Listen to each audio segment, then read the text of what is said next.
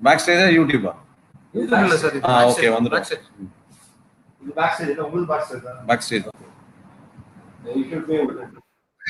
Great, sir. Thank you. Yes, GMC is on. Suresh has come.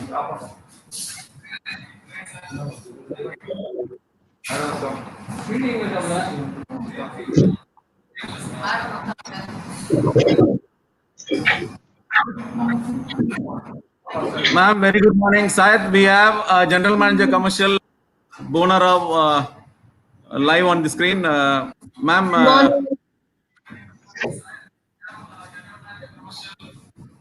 Suresh, welcome. You're on mute.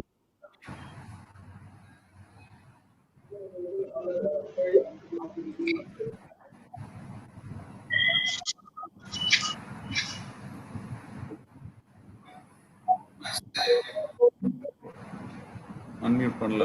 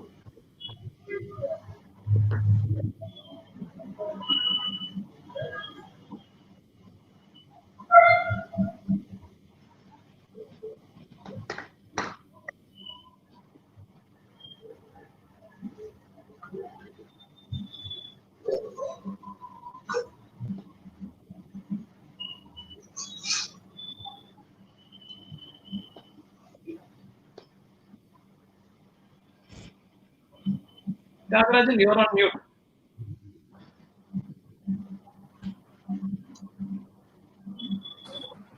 Syed, how many people have logged in on YouTube? 3. 3, yeah? Yeah. Okay. 16 have to come, Syed.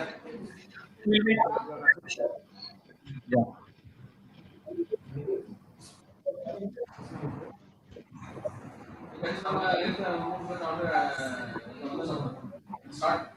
Yeah. Look, hello.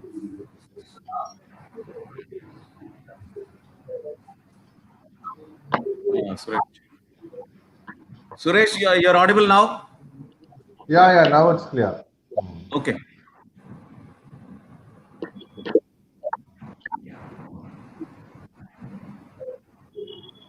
GMF. GMF. Ah.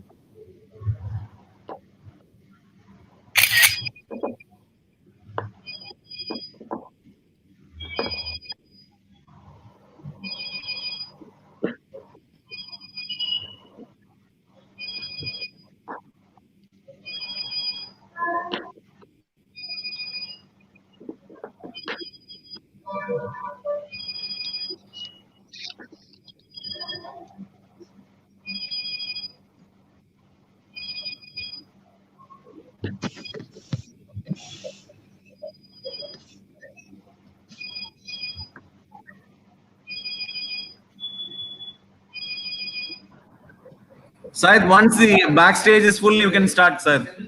Sure. We have 6 people backstage and we have 2 on YouTube. Another 2 are joining now. Okay.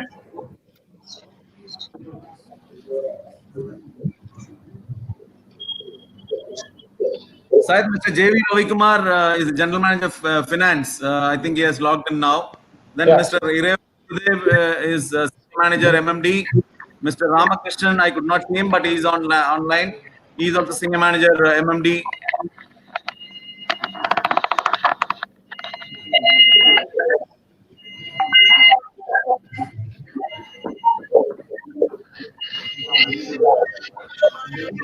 Mr. Bhupati, I could see he's our AGM IT.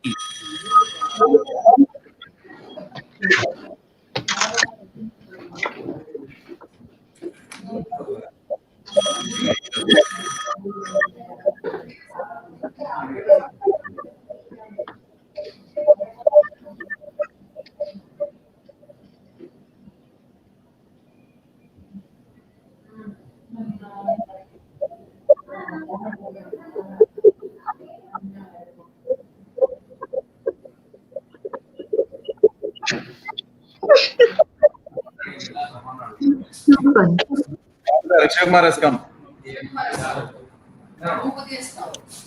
Yeah, good morning, sir. Morning, Mr. Shivakumar, who is the DGM Engineering, is online, Syed. Hello, sir. Good morning, sir. Think you can start, Syed. Please go ahead. Before that, a small introduction about Mr. Syed. Madam, Mr. Syed is the founder of 5 Minutes. He was Senior Vice President of Citibank. And now he is into the 5 Minutes, which is a social cause, deals with the farmers. All their products he's working on the nominal rate, giving them support and encouraging them. So Syed himself can brief more on this. So over to you, Syed. Thank you, Tyagarajan. Good morning, everyone. I muted almost everyone. So in a minute or so, I will unmute all of you. This way, it's easier to have a communication. I muted because I heard some cell phone sounds and all that, so I had to mute.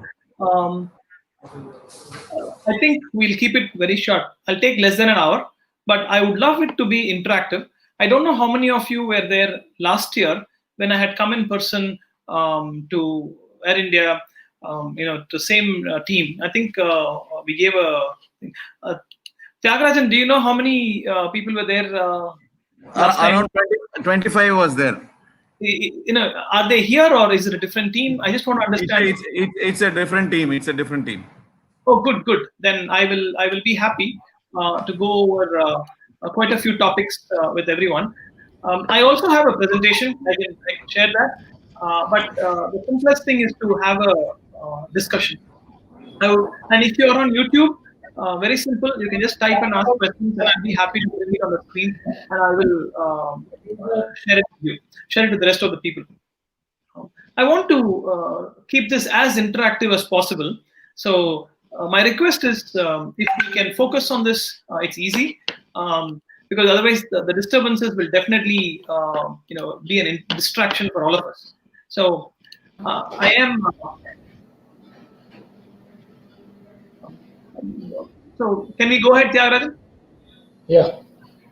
Okay, excellent. So for those here on backstage who are on screen now, most of my questions will be targeted at you. So please be prepared. The first and foremost, we are talking about vigilant India. Now the theme is I am in no way related to the vigilance department, but I work with the farmers on an initiative which is very new to me. And this initiative is something where I have gone through personally a lot of experiences which I think relate to the topic in question today. Okay, so I will be going through this and telling you how I felt in real world, which is slightly different from yours. Yours is the most structured organization, whereas what I am doing is with a lot of farmers, which is completely unstructured and decentralized too, and it is not regulated. So before I go into any of this, I hope all of you are aware that over 50% of India's population is dependent on agricultural income. And out of this number, over 85% of them are small and marginal farmers. 2 acres, 3 acres is what they have. Extremely poor, very difficult to do whatever they are doing. But before I go into any of this, I want to ask one question. Does anyone know in 1 acre of land how much revenue a farmer generates in 1 year?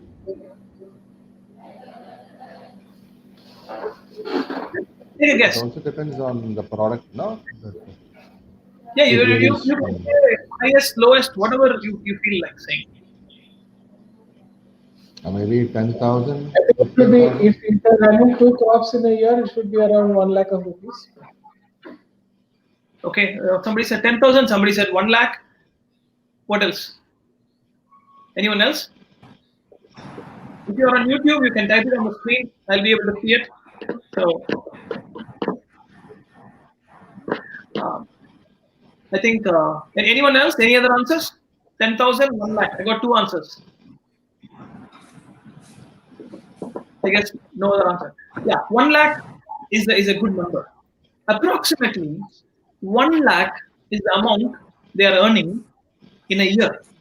That comes to 8,333 rupees revenue every month. This revenue, this is not profit. Depending upon crop, yes, depending upon crop. Somebody, Mr. Srinivasan KP said, depending on the crop, but still think about 1 lakh, which is 8,333 rupees a month, as revenue after all the expenses. How much can you have in hand? That is the plight of Indian farmers today. And the best farmer in India earns around 20 lakhs per year. And somebody who is earning 20 lakhs per year is given other farms by other people saying, can you manage my farm for me? So this is where India is. And 85% of the farmers are not able to make even that 1 lakh a year. And that is the situation of our farmers in India.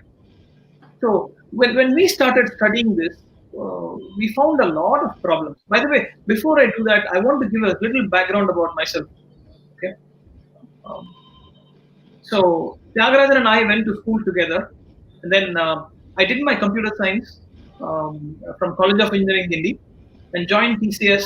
And then just like 99% of the people who are working in a good software company, I went to the US only to make more money. No other reason.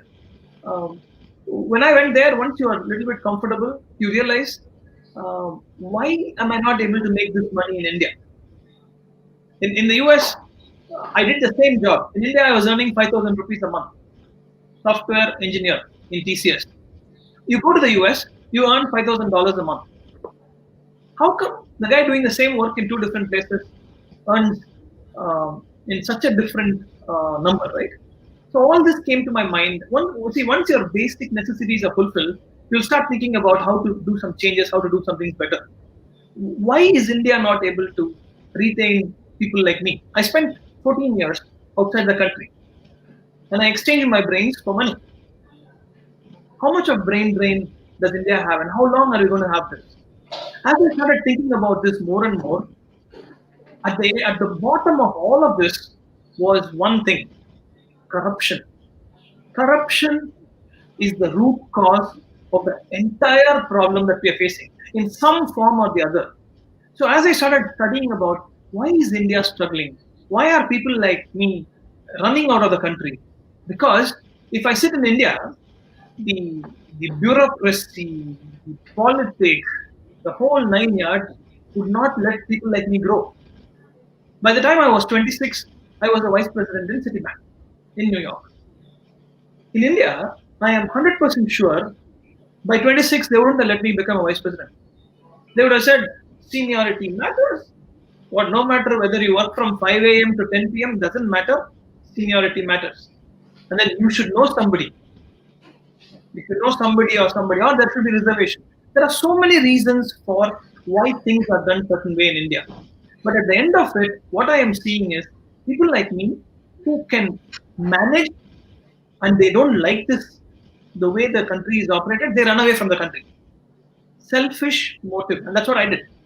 100% selfish, only for my gain, to make money. I went out of the country. Then after a few years, I realized we have to do something for the country. So I started building a site called mpmla.in, where I helped MPs and MLAs connect with the common man. I got a chance to talk to out of the 5,000 MLAs and 535 MPs in India. I got a chance to talk to at least 1,000 of them. Very, very interesting conversation. Some of those are funny, and when I tell you, you'll laugh. We'll keep it for a different session. But the fact is, they are the reason why India is like this today. And I realized, just like how Dr. Abdul Kalam did, it doesn't make sense trying to preach to them. They're already too late. Dr. Abdul Kalam took it with a simple motive. He said, I'm going to go to the kids. I will go keep telling the kids what is right and what to do in life. They are the next generation. The current generation has to unlearn and relearn. I would rather go to the kids who just have to learn, and I would teach them the right way. So I love the way he did it. I read all of his books, got a lot emotionally attached to the way he was trying to make India into a developed nation by 2020. Many people, between 2000 and today, I have been doing a lot of things which I thought will help India. Many people have fought with me and said, India is a developed nation. Okay. I was so frustrated. And I told them why India is not a developed nation. So if you just tell them with emotions, it won't work. I go with facts and data. Okay. I have concrete facts and data, and I've even written a blog about it. Why is India not a developed nation? India is a developing nation. But one thing, if you see the statistics, you will realize the difference between the rich and the poor is becoming more and more wider. That is what is happening in India. And it is not easy to understand it if you just look at it at a very high level. When you look at the facts behind it, when you look at the actual numbers behind it, we will be able to clearly articulate why India is still not where it should be. A person should have standard of living. That is what the infrastructure provides. Quality of life is different. Quality of life is what you make for yourself. You can live anywhere in the world, and you can ignore your family, you can ignore your good health, and your quality of life will suffer. But in the US, in the 14 years I lived, not once I was stopped by a policeman and asked for bribe. Not once in a theater I had a problem. Tickets, black, selling, all of it. Not once you see that problem. Corruption does exist everywhere, but the percentage with which it impacts the common man is the key. And I realized that in India, it is there from one level to every level possible. Most of the country is corrupt. Very few people are trying to make a change. The biggest beauty in all this is, if you take 100 people, right, even if 30 people are corrupt and 30 people want to change the country, the remaining 40 people are keeping quiet. They don't want to have anything to do with this. Because of that reason, this 30 people is ruling over the remaining 70 people. So I realized that it is not possible if you fight corruption directly. So my thought was, what is the one problem that we can take? What if we take the farmers' problem, make them rich and wealthy again? Then our education levels will go up. Then all this a vote for one biryani packet and 1/4 bottle might not exist at the same level.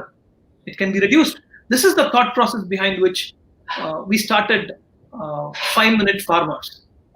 And everybody, including my own family, says, your 5-minute farmers is the only for-profit company where I see you guys are doing like NGO. There are so many NGOs in this country, and you go see how profitable they are, how much money they are making. So before I go into 5-minute farmers, I wanted to set a base and say, what is the problem? And I wanted to just spend about 5 to 10 minutes giving you a little bit background of the problems that we have identified in India. Once you are aware of that, right, anything I tell you beyond that, you might be able to appreciate it better. And that is why you might know some of the things that I'm telling you already. If you know it, please bear with me. If you don't know it, I'm sure you'll enjoy this. So we studied there are 5 problems that the farmers are facing. I call it as a root cause. 5 root causes. Number 1, marginal farmers, right? 2 to 3 acres is all I have. And if I want to buy seeds, for example, when Gaja cyclone hit, Delta area, we helped them after the relief and the rescue and relief for rehabilitation. They said, why don't you help us get seeds? Groundnut seeds, if you buy it in Vedaranyam area, it is 150 rupees per kilo.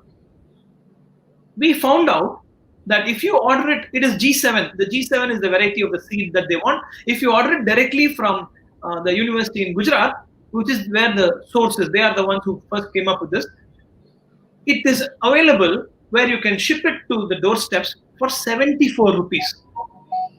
Less than 50% of the cost if we are able to get for 1,000 farmers together. If you're a one farmer, single farmer, buying it locally, it's 150 rupees. So the first problem we found is they are all marginal farmers. They don't have economies of scale. Maybe we can bring them all together and help them. By the way, the government of India has already initiated something called Farmer Producer Organization, FPO. In this model, they are trying to help the farmers in the same model. They're trying to get 1,000 farmers together and help them with buying all of these equipments. They can get a lot of benefits, bank loans, so many of these. That is the concept with which FPO came into place. Many FPOs are supported for 3 years. And can anyone guess how much money the government is spending for the 3 years of support they're giving? Take a guess. People on screen, I expect you to be more active and more participating. Just take a guess. How much money is government spending for 3 years on an average for FPOs? Any idea? Maybe 15,000 rupees. Good, 15,000. Any other number? It's okay, you can be wrong. Throw out a number, please. Mr. KP Srinivasan is most active on chat, so maybe I'll ask him also to give me a number. So, any other numbers from people on screen? I got one, 15,000. 3 years government support for the FPO. Each FPO will have 1,000 farmers together. Okay, I'm not getting any answers, but here is my answer. Close to 1 crore is spent per FPO. Can you believe that? 1 crore rupees is spent in helping the FPOs in 3 years. And after 2014 it started. We are now here. After every 3 years, so many FPOs have vanished. Only a handful of them have survived. Every FPO has managed to get that 1 crore rupee or less than that, whatever some number is. And why did they fail? That is a big story. I again have a blog. I'll share my blog link with you and you can read up about it. But the pathetic state in India, this is very similar to what I tell people often, right? Which is, in India, red at red light means stop. Beautiful rule. But the guy who is riding the motorbike or driving the car or anything will decide, or even the bus will decide what red means based on many factors. One, the time of the day. I'm sure some of you will agree with me that if it is 12 o'clock in the night, even if it is red, that's okay. We can cross. Some of you will do that. I've seen that. And somebody will say, oh, yeah, morning 6 o'clock, it's okay. The crowd is not there. Only after 7, all this comes into effect. Or even during the daytime, some people will cross, saying, I'm a kid, I can go through all this. Or some guy will cross and say, do you know who I am? Do you know who is my uncle? So you see how the same red light has different interpretations for different people based on the time of the day, who they know. That is our country. I am ashamed of it. At 12 o'clock in the night, when I stand, I get honks, I get looks, I get yelled at. I say, thank you, thank you, thank you very much. And I take it. But I will not move. My vehicle won't move. Sorry.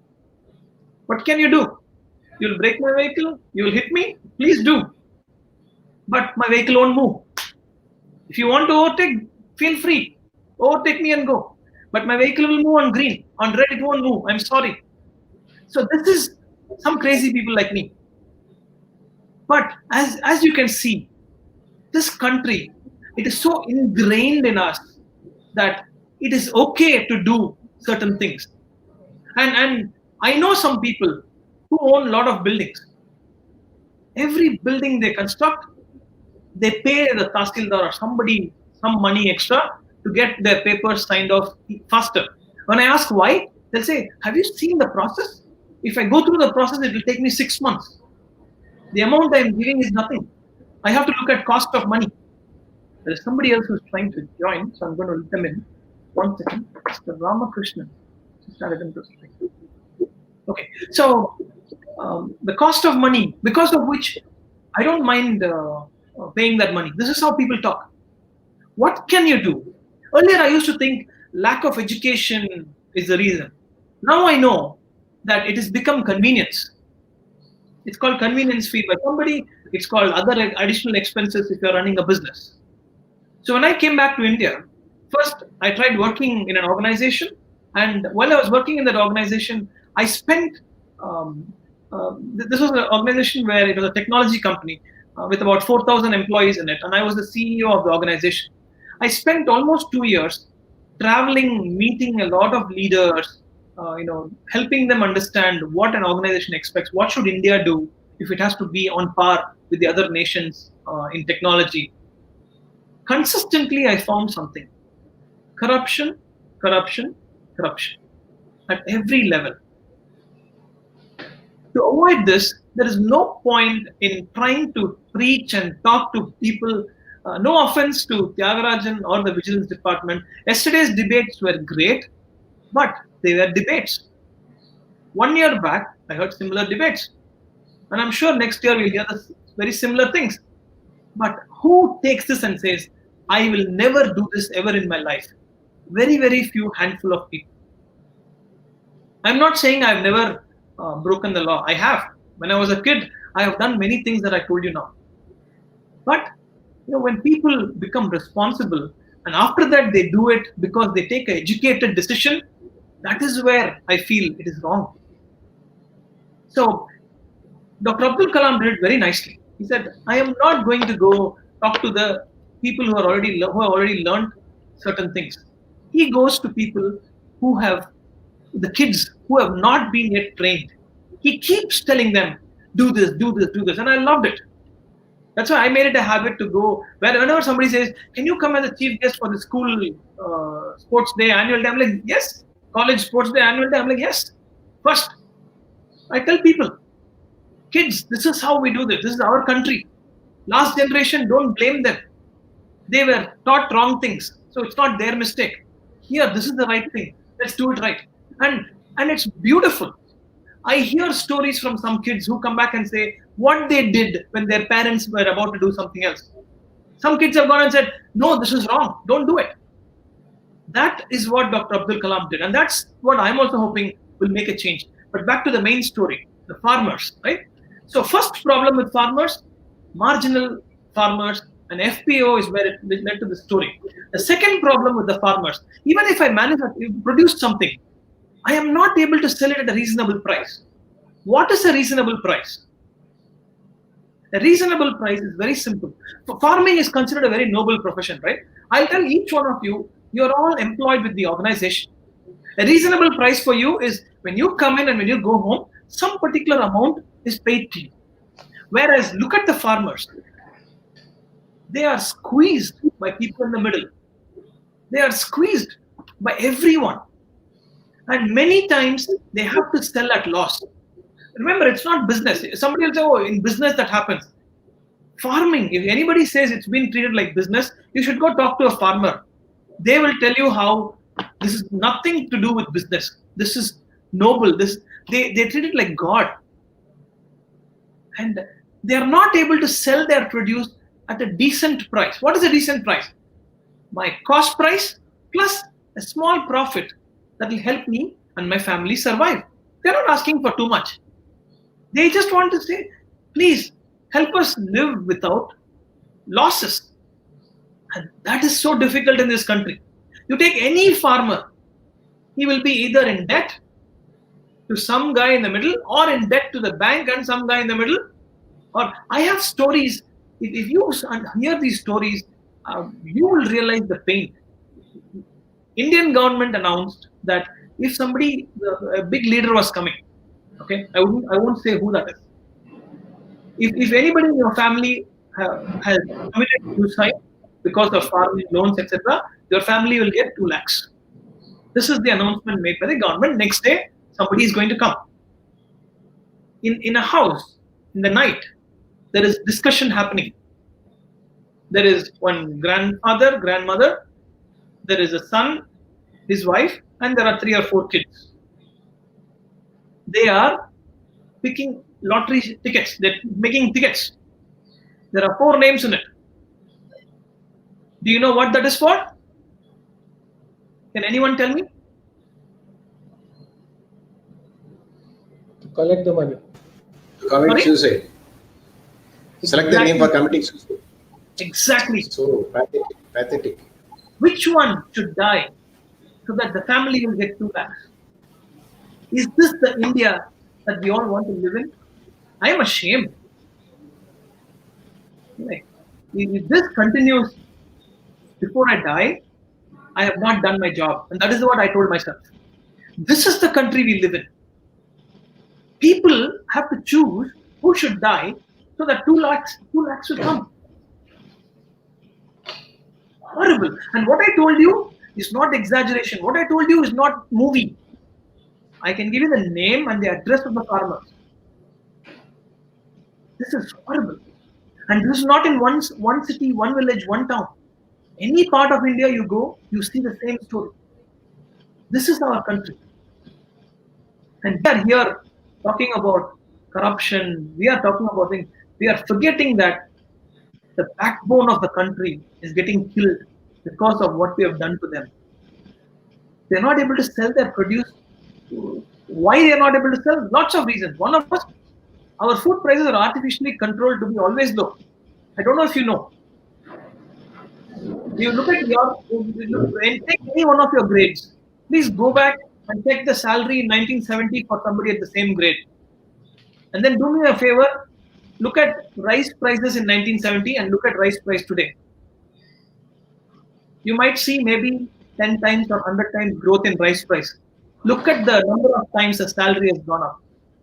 You will be shocked to see how much they have controlled the prices just to keep the mob happy, public happy, so that the voting process will happen right.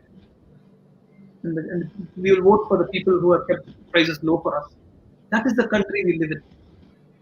And we don't know it because they've not faced it.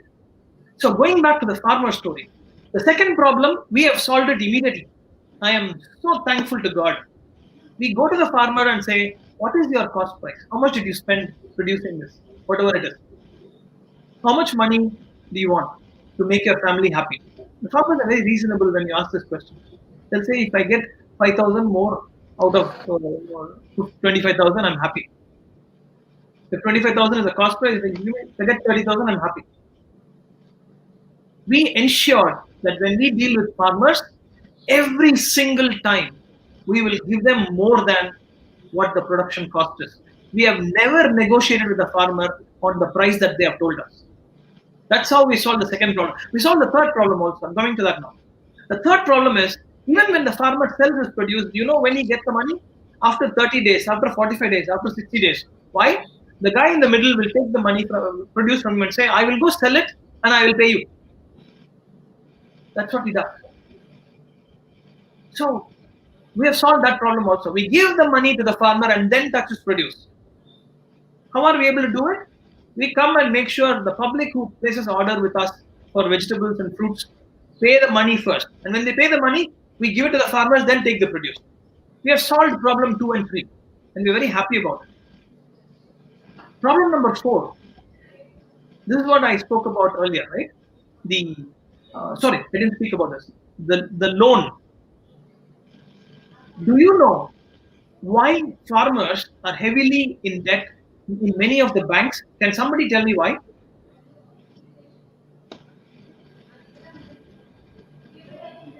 Come on, you're on screen. Please stop.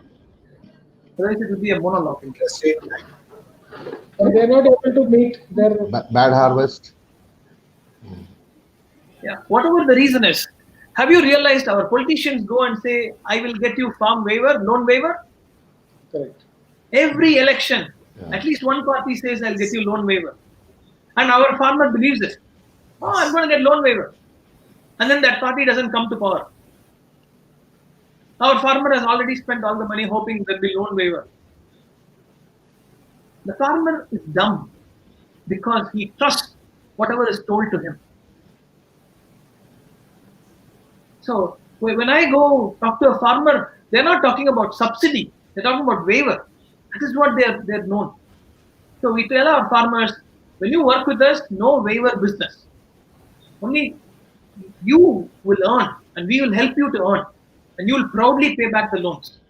But because of this problem, they have got a bad name with the banks. Banks are not ready to give them loans. So now who's ready to give them loans? Our beautiful middlemen. What do? 3x, 4x, 5x.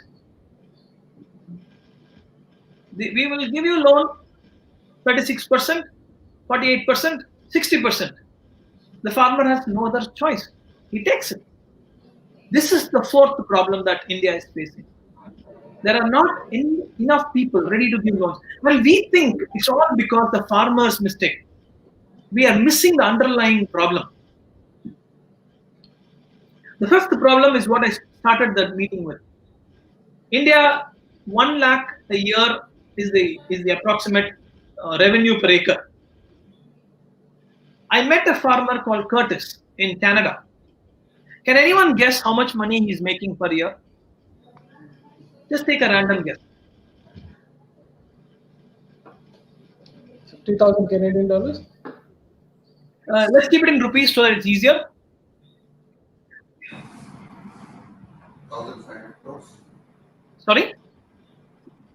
100 crores. 100 sir. crores in 1 acre. Come on. Come on. Yes. Impossible, man, in a year.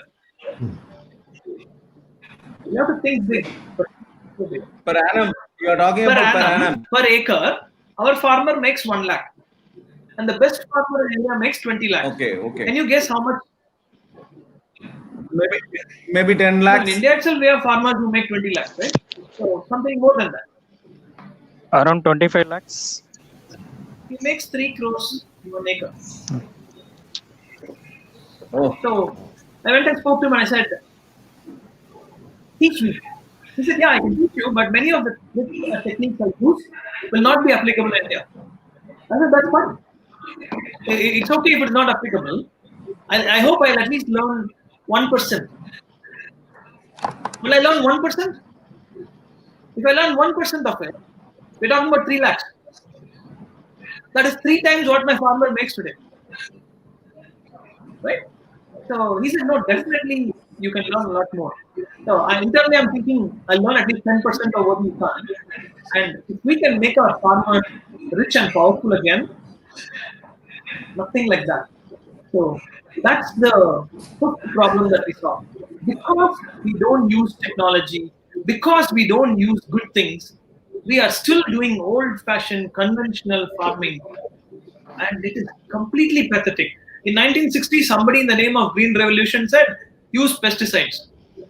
And you keep using pesticides, they just do. Now what happened? The soil is gone to dust. It's useless. There's no way that soil can be used for anything for the next 5-10 years.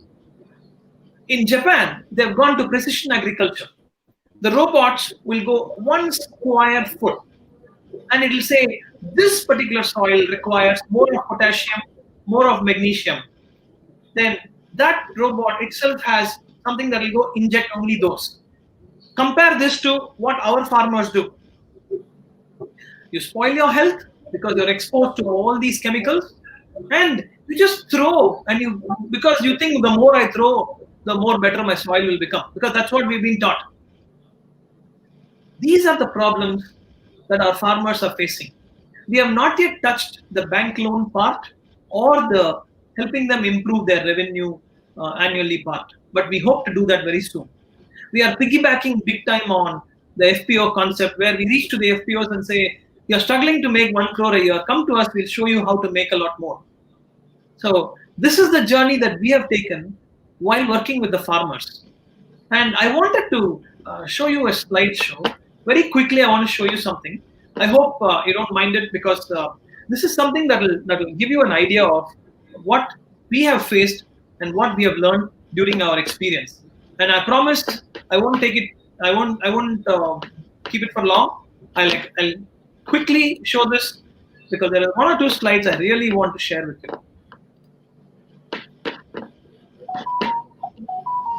So if you can see my screen, I hope you can see my screen. Yeah. So can somebody say yes if you can see my screen, please? Yes. Affirmative. Yes, Okay, we are able to Yes. see. So these are the 5 problems that I had Okay. explained to you in detail for a very long time. Sorry, I took too much time. Now, these are the expectations of a farmer. All my produce should be sold. Payment comes at reasonable time. I need loan at a reasonable cost. They don't know what happens after the produce leaves their farm. Once the produce leaves the farm, they said, I have no idea. Do you even know how much the guy is selling it for? I have some classic examples on this. And what does a customer want? A customer like you and me, what do you want? Affordable price, highest quality, delivery at home. So that's what we do in 5-minute farm. I want to give you this example. This is why I took these slides. Are you aware of any farmer anywhere in the world for whom a customer did mango pickles and sent back? Our customers did this. And I want to tell you the story about Palnivel Ayya from Namakkal. This happened this year in May. So this year in May, not in May actually, around the month of March, Palnivel Ayya came to me and said, this just before the COVID, he came to me and said, I want to sell these mangoes. They said you are doing something good with this. And he had Imam Pasand. I hope you're familiar with Imam Pasand. Yeah? Can somebody tell me the price of Imam Pasand? Approximate? 90 rupees kg. 90 rupees. The next time when you get it for 90 rupees, please send me about 100,000 kg. So, It was around 200. correct. Around 200 is the average price, which Maybe Imam Banganapalli, maybe 90 rupees. Banganapalli Yeah. is much lower. Yeah. Imam Pasand is expensive. Imam Pasand is one of the most costliest, and in Chennai it was always around 200, 225, and peak season 250. So our Palnivel Ayya came to me and said, Imam Pasand, 60 rupees is what people are giving me, and it is not even my production cost. That's more than this. I said, okay, so how much is the production cost? It's close to 65. So how much will make you happy? If you give me 70, 75, I'll be happy. Then I said, tell me a number that your family will be really happy. If you give me 80, I'll be really happy. We fixed the price at 80. And we have a calculator where we add all the other costs like logistics, packing, grading, then selling price. And then for platform, I take 5 rupees for every 100 rupees I give the farmers. Because I believe in this concept. So I'm also working. So I also need to be paid. I'm not running an NGO or I'm running a social cost. It is a for-profit cost. If you don't have money in the system, you cannot help others. That's the way I believe in this, and that's how we work. So Palnivel Ayya was very happy when I said 80 rupees. And when he gave me the first 2,000 kilos, he was just looking at me in a puzzled manner. So we paid him immediately before even we took the produce, and he was happy and he went. Then this went on for one more. First, he asked me how much can I consume. I said I don't know. My customers will decide how much we'll consume. It all depends on your quality. I only want grade 1, highest quality. And he said, don't worry, I assure you. And he gave me that. And then my customers said it is awesome. So I went back to Palnivel Ayya and said, I think there's a big demand. Send me one more truck. He sent me one more 2,000 kilos. Happy. Again. Then I said, send me one every other day. Finally, I said, send me one every day. After the third or fourth meeting, he came and met me. At that time, Corona was big in India. By the time Corona kicked in, but he came that time. Since he came, I went and met him in my packing center. I saw tears in his eyes. He said, like how you have done these 3-4 times, if you continue to do it for the rest of the season, all the debt and the loan I had accumulated in the past 15 years, I'll be able to pay it off. First time when you got this, I thought you're some guy who is only getting it once and it's one off. I thought it will never happen. Now you're doing it 3-4 times. I am beginning to believe my good days are back. And I saw tears roll down his eyes. This is why we are in business. This is exactly what we want to do with every single farmer in the country. You work hard, you create amazing quality, the customers love it, and you make sure you get paid proportionately. By the way, the selling price of 1 kilo Himam in 5-minute farmers this year was 135 rupees throughout the season. So let us think about this for a minute. What Palnivel Ayya told me on day one, people are not ready to give me even 60 rupees for my mangoes. The people are buying it in bulk. They are negotiating with me for 58, 59, 60. They don't know I'm spending more than that for that. And then you told me Imam Pasand is 200 rupees, which is a fact. What happens between the 60 and 200? 140 rupees gets exchanged. Somebody is doing some work and gets 140 rupees, while the guy who produced the whole thing, doing all the work, sells it in loss. This is the status of farmers in India. Do you realize the problem? We are not aware. If it is 200 rupees, it goes up to 225, 250. If we find it for 200 somewhere, we feel very good. What we don't know is there is a farmer who is at loss. Tomatoes, classic example, right? Tomatoes are available for 4 rupees. We go buy tomatoes, so happy. It's only 4 rupees. In my system, when tomatoes went down to 4 rupees, we only sold it for 30 rupees. When onion price went up to more than 100 rupees, we still sold it for 55 rupees. Why? Because the only increase that we saw was the cost of transportation increase, not the production cost from the farmer. It always remains the same. His profit remains the same. All the fluctuation that you see in the middle is because of people who are artificially inflating the cost in the middle. That is the problem that the country is facing. And many of us are completely unaware of this. Why? Because it is not my problem. Yesterday, one of the speakers in the debate gave a great example about a German. When the Nazis were coming, first they came for the Jews. The guy said, doesn't affect me. Then they came for somebody else. Said, it doesn't affect me. Then they came for the Catholics. He said, it doesn't affect me. Finally, they came for him. There was nobody to help him. Today, that's what is happening to the farmers. It doesn't affect any one of us. We are all smart. And just because we are smart, we know where to buy for cheap, we know how to find the cheapest, and we are happy. But the guy who is struggling the most consistently across the country is our farmer. This is the story of Palnivel Ayya. And now, I told Palnivel Ayya, one example. He said, next year also we'll do it well. I told him, I am going to sell your mangoes before even you pluck it. You know why? He has earned that reputation. He has earned that reputation with every single person in our community. The reputation he's earned is his quality is always good. And the last time when he supplied it at the end of May, the last set, he gave me a video where he thanked all the consumers for buying from him, and he said, next year we'll do it better. Thank you for putting up with any mistakes that I had made. He told the video, and we always share our farmers' phone number, WhatsApp details, everything with all our consumers, address, everything.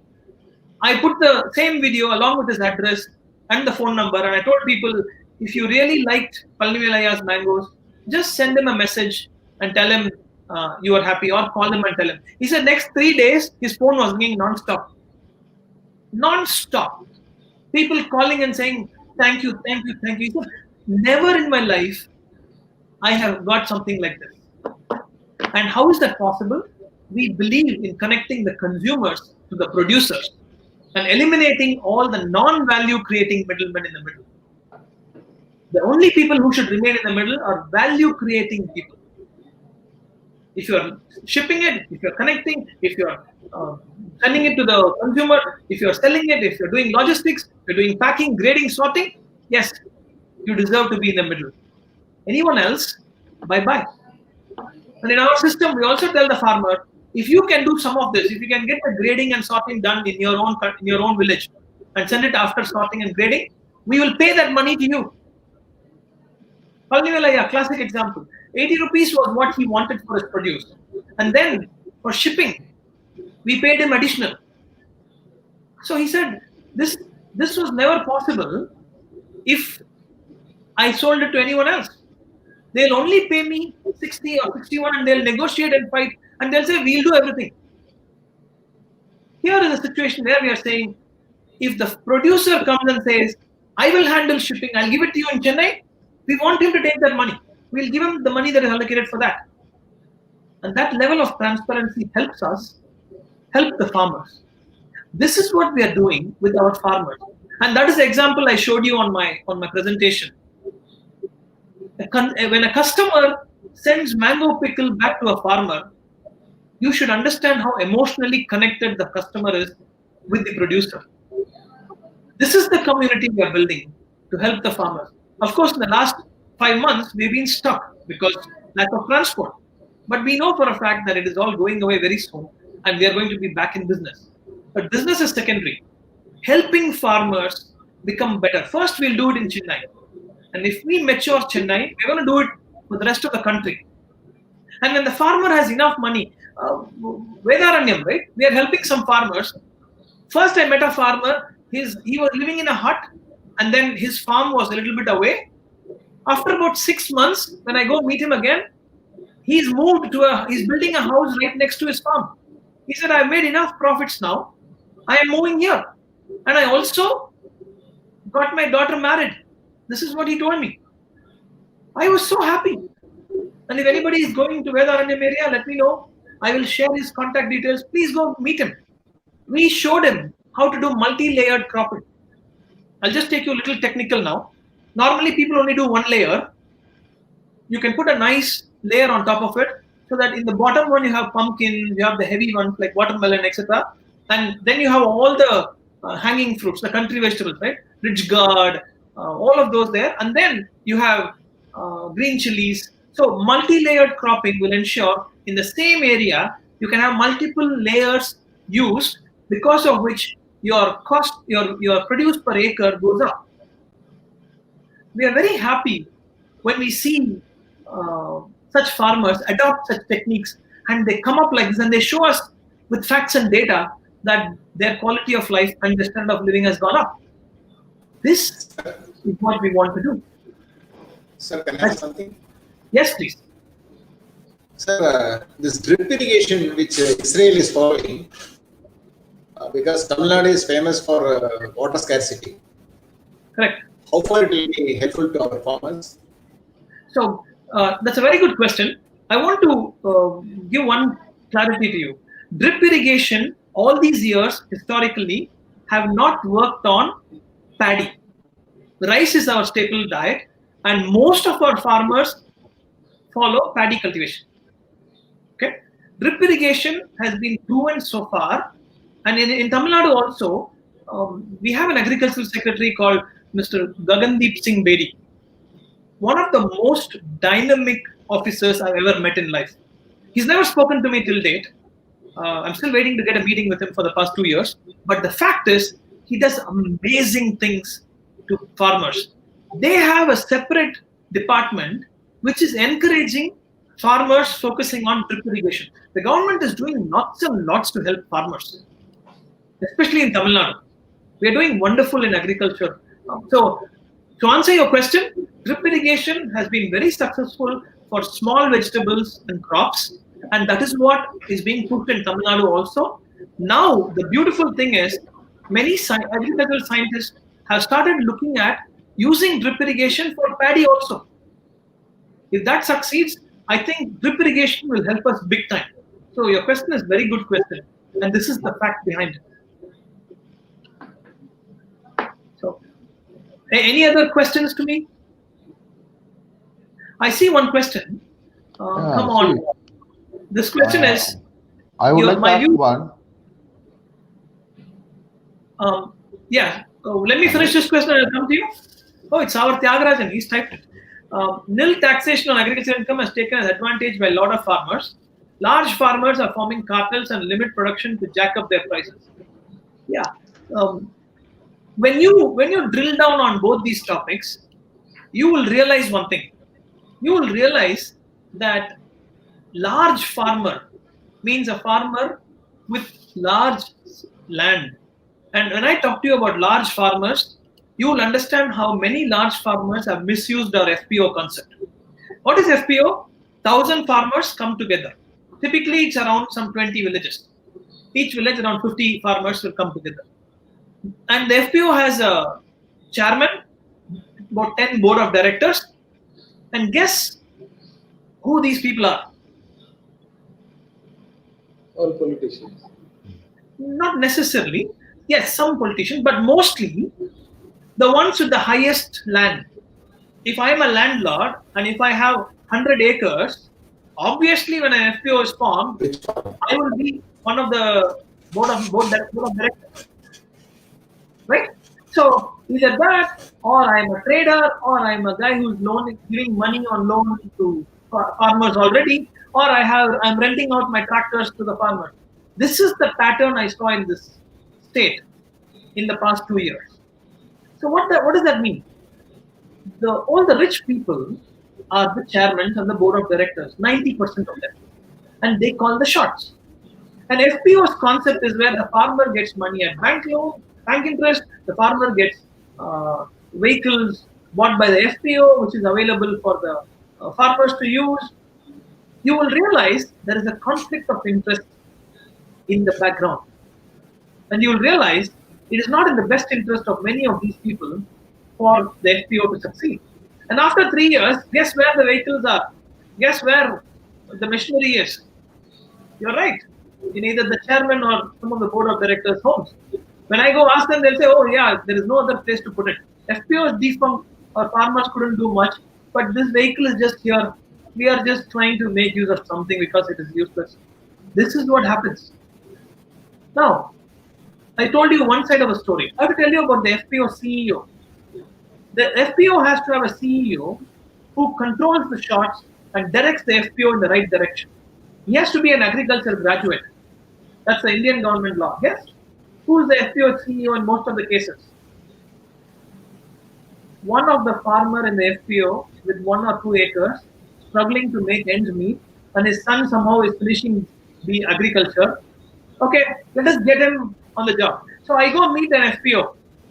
I go at 10 o'clock. 10 o'clock is a meeting. 10 board of directors, one chairman and CEO are supposed to meet me. There are 2 board of directors there. The CEO is there. And slowly the other board of directors come, other chairmen come. Chairman comes and says, "Wow, my cool drink wine, what? Sir, the FPO CEO is used like a attender. Is this what the government thought when they created this? No. The whole purpose is different, and he can't open his mouth. They belong to the financially not so affluent family. And here you have 10 chairmen, board of directors who are all the big people, and the CEO is always seen his dad bend down for this. And how will he open his mouth? How can he even talk to them? Impossible. This is the status of the FPOs that I met. And when I asked in other states, I get almost very similar responses. And if it was better, I would be happy. But facts and data show that out of the FPOs that were formed, 85 to 90% of them have closed within 3 years. An Indian government last year in the budget said we're going to open 10,000 more FPOs. So somebody like me, it hurts. Why? 10,000 crores. Hard-earned money. And we all know where it goes. That is the status of FPOs. So this is what I wanted to share with you. And this is the journey that we are going in. I know it is not directly related to vigilance, but heavily related to corruption. If we can somehow think for the farmer, get the transparency on what the farmer is doing, what is the amount he's getting, and what am I paying for the produce, we will know the difference. Since we are like, yeah, whatever it is, I'm getting it for the cheapest price. If it is not in Palamudal Chola, I'll go to Big Basket, I'll go to Reliance Fresh, I get it for cheaper. This is the status of FPOs. This is the status of farmers. I think I have given enough information and taken almost 45 minutes or more of your time. I will now pause for any of your questions. I'll also read the messages on the right side to see if anyone has asked any other question which I have not answered. If you have any questions, please feel free to ask. Since we are talking on this subject, yeah. So right now that Kerala government has come out with minimum purchase price, from the farmers. Why is that not being implemented in other states? Every state has something called minimum selling price. We call it as MSP. This MSP is a big joke. Everybody knows it. Why? This MSP doesn't take into consideration many expenses, such as, number one, if I own the land, the cost of the land or the rent for the land might not be included in MSP. MSP might not include, if I have a family of 4 members and all 4 of them are toiling on the field, that cost is not included in the MSP. MSP is usually based around the other cost. So everybody knows this, and because of this, and you must be familiar with the agricultural bill that is going on and all the big problems that have been created across the country. So certain state governments like Punjab and Kerala have come up with their own rules to work around the agriculture bills that are brought in by the central government. See, it's a beautiful bill, amazing bill. But remember the red light scenario, right? Red means stop. If everybody stops at red light, the red light concept is beautiful. If everybody follows the agriculture bill exactly as it is given, if only we help our government implement it exactly as it is in writing, it's an amazing thing. But it can be easily beaten for profit by many, many people with money. It is such a simple formula. If you have money, you keep buying, throw out all the middlemen, and then you dictate the price. That is why many people are saying these bills are good, but please also make MSP mandatory, which is not made mandatory yet. It's optional. You can come, bring it to the mandi. The government might be able to buy it only for a few smaller sets of crops, not every one of them. So these are all limitations. But one thing you should praise the current government. Nobody else had the courage to do this.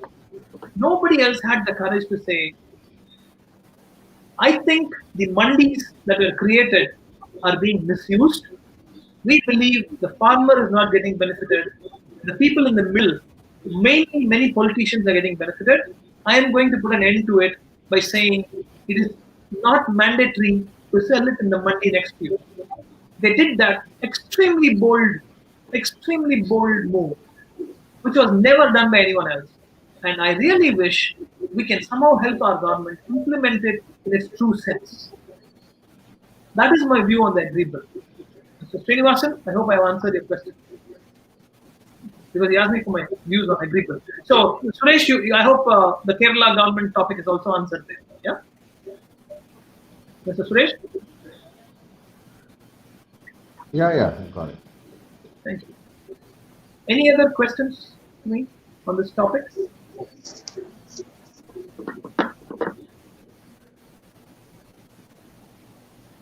new farm laws. Can you please give some insight? Yes, the farm laws are very beautiful. Number one, the restriction of selling in the same mandi is removed.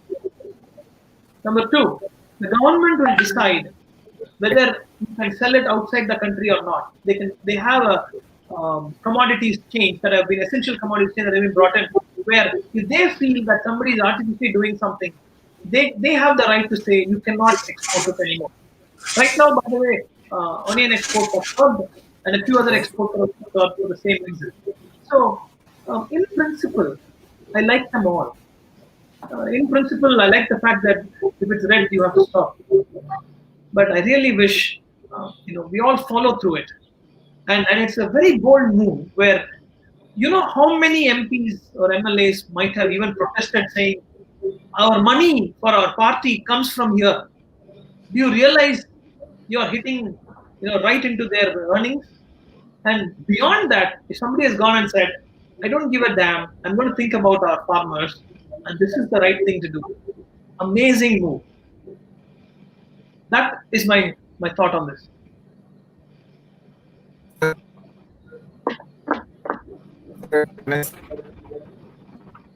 I'm sorry, somebody is trying to talk, but there's a break. I'm having some.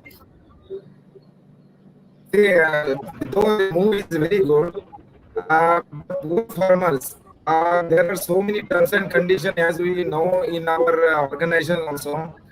How many terms and conditions we put when we buy if you are having any agreement with the party or any suppliers.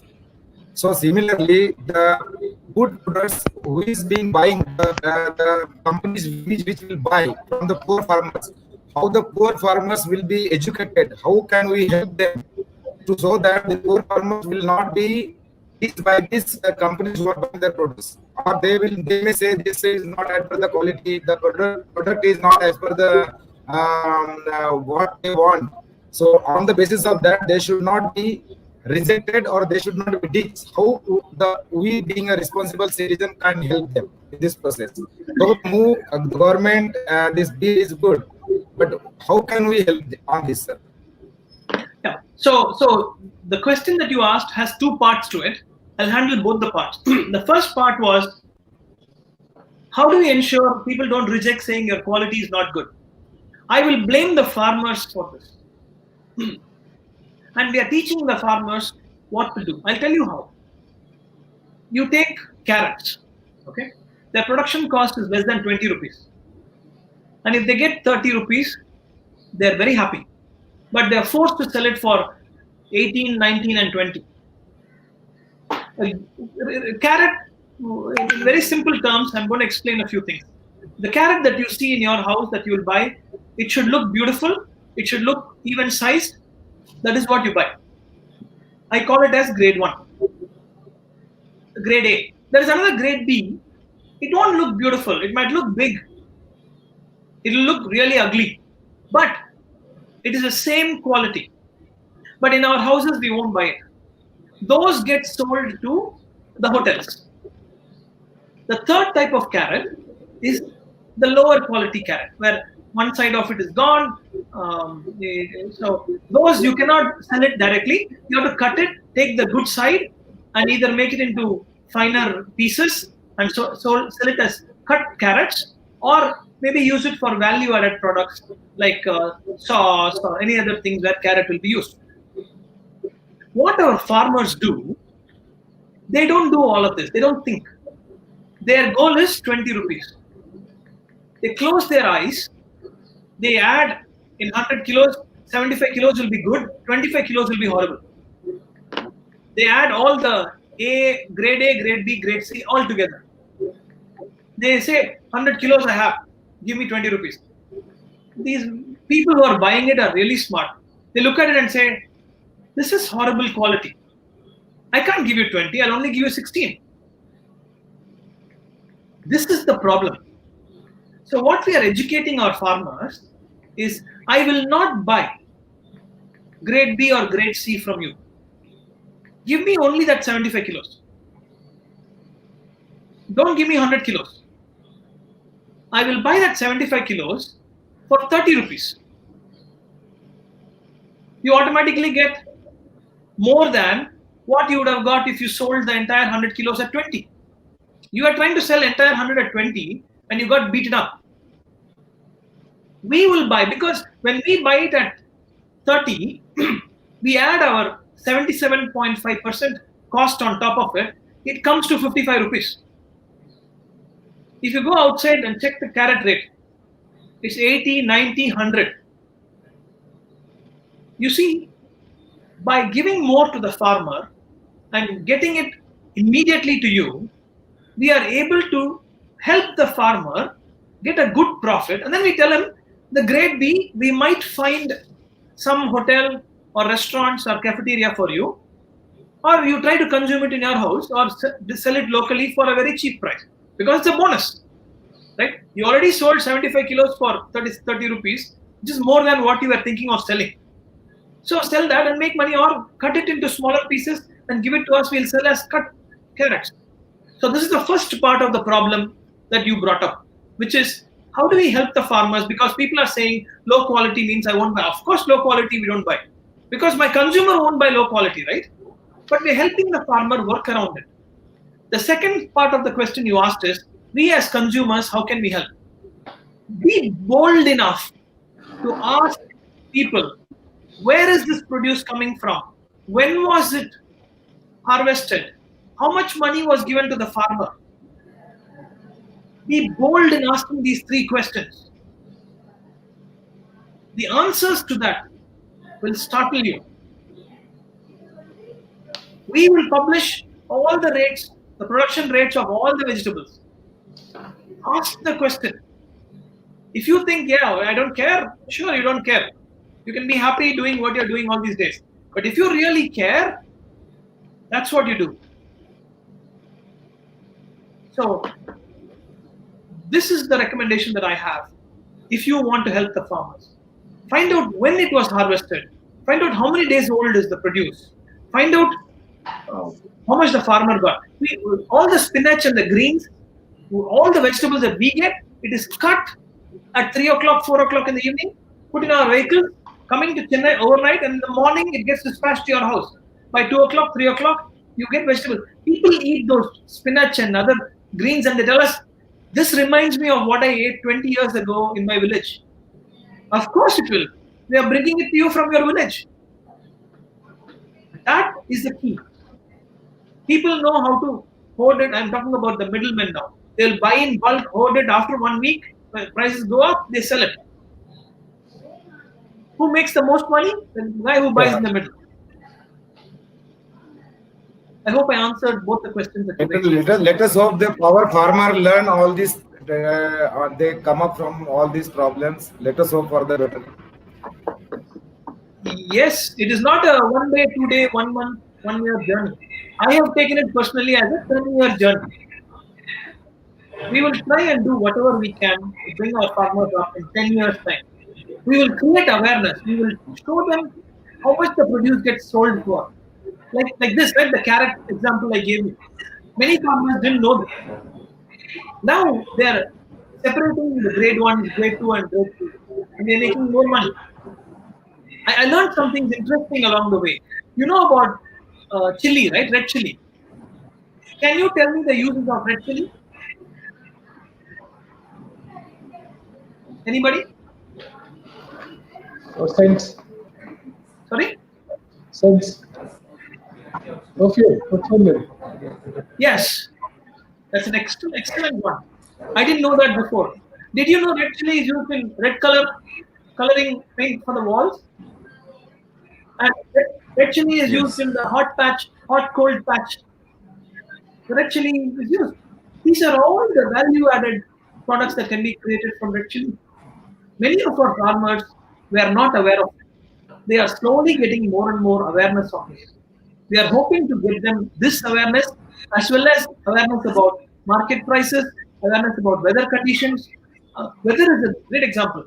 During Delta time, if we were already in business, we would have helped them by telling them, hey, your area is going to be hit by a huge cyclone. Harvest today. Don't wait for a week, hoping for it to ripen. Harvest it today. It's okay if it is slightly smaller. You'll make little loss, but not everything will be lost. We could have told them that. We missed it, and huge loss was incurred in the Delta region during Gaja cyclone. So with market data, price data, weather data, we are able to help them. And the data that we get from their farm about the soil condition, about the humidity level, the moisture level, we're able to help them manage their farms better. They're hoping this will be continuing and this will help them in the long run. Any other questions for me before I end my thing? It's 1 o'clock. I already took an hour of your time. Let me see if there are any messages here that I missed.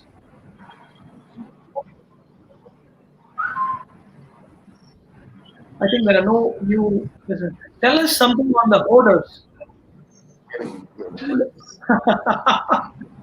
There are lots and lots and lots of them. And some people even come to me and say, we can help you keep it safe. We help you save it. We can send it later for a bigger price. We are not in that business. We don't buy or sell. We don't buy from traders. We don't sell to traders. We'll only take it from producers. We'll only give it to end consumers. And that's what we're doing. I'm sorry we can't be in that business. So there are enough number of holders. Just look around and find people.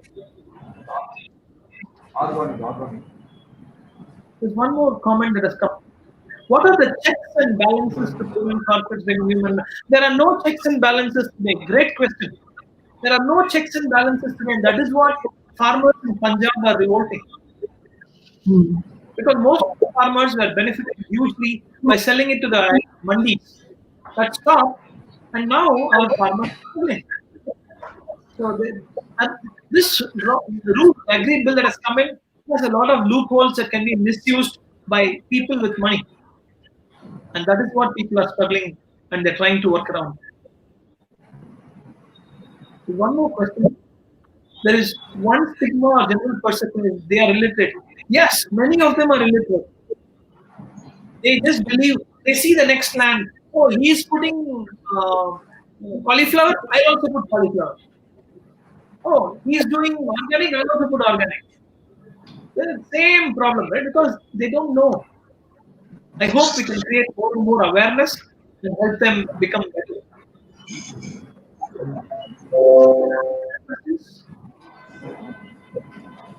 I could see a lot of questions from the backstage rather than the from the YouTube rather than the backstage. That is the front stage now. I know. Is it so? Is it so, Syed? Yeah, there's A lot so of questions many from the YouTube. Yeah, a lot of questions. comments. Yeah.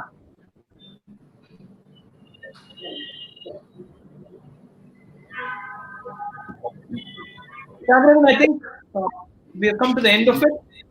We have very active people in farming on the screen, Syed. One is Bhupati and other is Mr. Shivkumar. I think Mr. J.V. Ravi Kumar also is from agricultural background. Am I right, sir? Yes. Yes. Nice. I'll be very happy to know more about each one of them offline. So we can see if we can do something good for farmers and good in farming. Thanks a lot, Syed. Thank ma'am. Trust this session was very useful. Mr. Jagara, give me a moment. I just want to say something. I mean, this is a subject which has always been of great interest to me, but unfortunately, I never went so deep into it to get to know the real thing. But it's always something that bothered me. That the fact that our farmers are not doing so well, and we need to do something for the farmers of the country. This has been really close to my heart.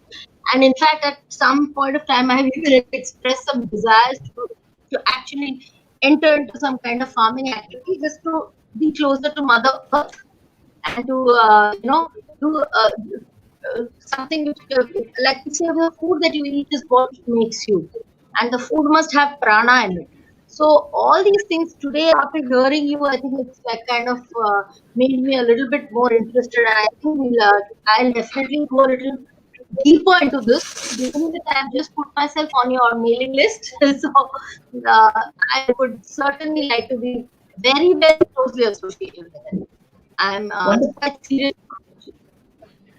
So let me just put this thought to you that there is a definite need to get our farmers up to the standard of international farmers and make them more. I mean, not in terms of technology, in terms of knowledge, in terms of awareness. We know that they need to be brought up to that level. So, what is it that we can do as individuals? Like we are not, we're all into other things. We're not, and we don't have an agricultural background. At least I do not have.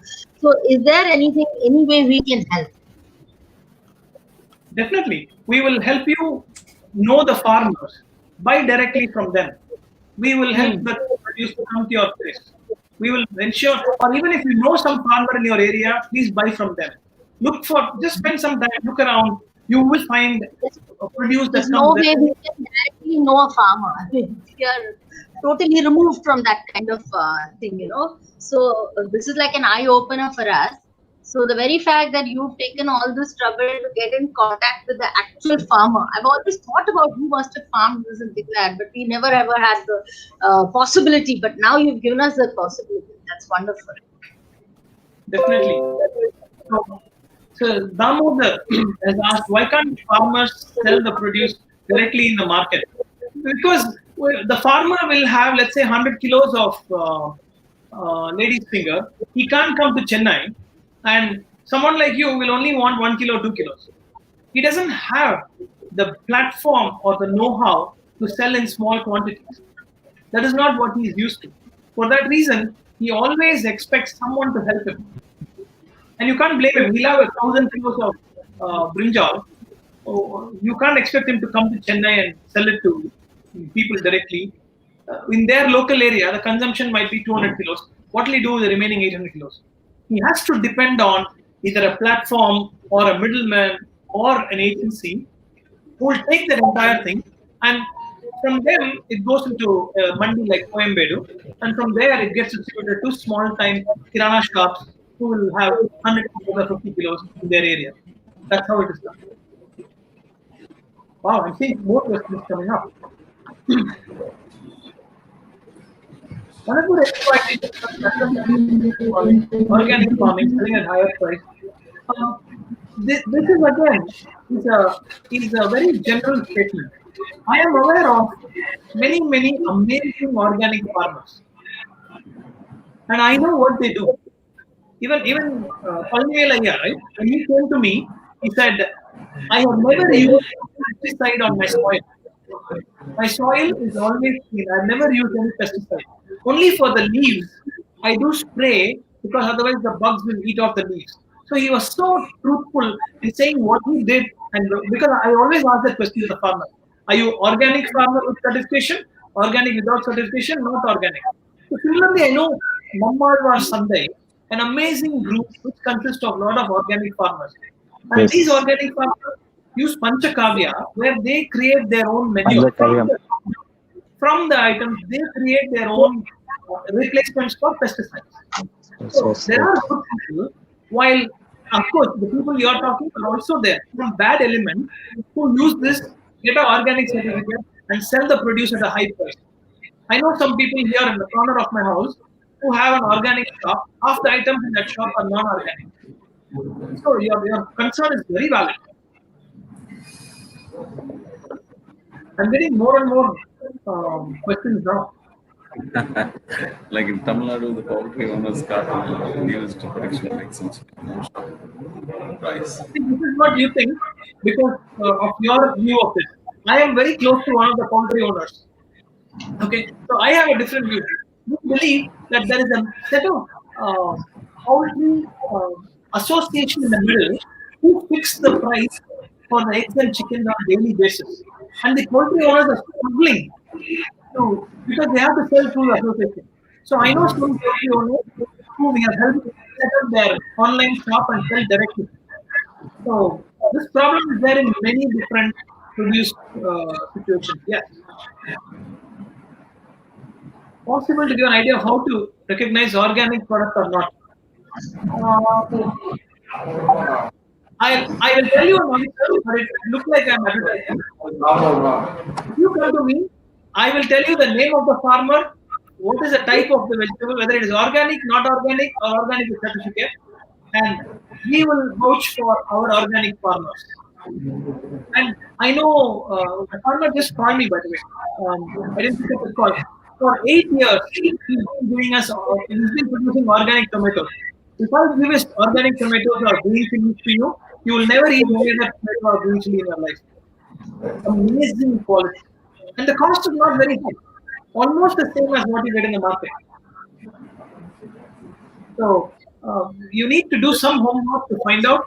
Otherwise, we'll be happy to help. We want us to help at any time. Yeah. No, not yet over. So, Rajan, I think you should take over from here because they have answered all the questions. Yes. Thank you everyone for giving Thanks a lot. Thanks a lot, Syed, for sharing your valuable time. Madam, thanks a lot. Even a lot of busy schedule for you. You have been there throughout. Kumar sir, thanks a lot. Thank you. Thank you, everybody. Patel, Bhuti, thanks a lot for being throughout. Thank you. Thank you. Thank you. Thank you, Mr. Syed. Thank you. Thank you, Mr. Syed. It was very, very informative, and really, it was a break from our normal routine. And as Jagu said, maybe my forefathers were farmers, but I never know much about farming. But I think today you got my interest kicked in. So I would like to be in touch with you, and then I would like to learn more. Thank you. Thank you. I'll share. Sir, I'll share Syed's number. Madam, Yeah, please share his numbers actually. Yeah. Syed, can you put on the screen, Syed, your contact details so that they can copy that? Yeah. So, see, I try to make use of technology wherever possible. Yes. Sir, you have pinned the farmer in every person. This is like I'm sorry? you have kindled the farmer in every person with this lecture. I say. I'm very happy. That is the intention, and I'm very happy that it's been taken in a positive note by each one of you. And I like your engagement level. Initially, I was a little worried, but the number of questions from YouTube and number of questions from here, it's making me very happy. Thank you, everyone, for this time. Nagarajan, Thanks. Thanks, Syed. Thanks. We're really proud leaving a job, senior vice president, coming back to India and trying to do a social cause. Whatever possible from Air India's side, please get in touch. We will do whatever possible help from our side. We are there. Anytime you can get in touch. Thanks a lot, ma'am. On behalf of Air India, let me close the session. Thanks a lot. Thank you, Mr. Thank you. Thank you. Mr. Chagra. Thank you, Mr. Syed. Thank you, Thanks, Mr. Jagu, for organizing this. Thank you, Syed. Yes. Thank you, sir. Thank you. I'm ending the broadcast now. Thank you. Thank you. Thank you.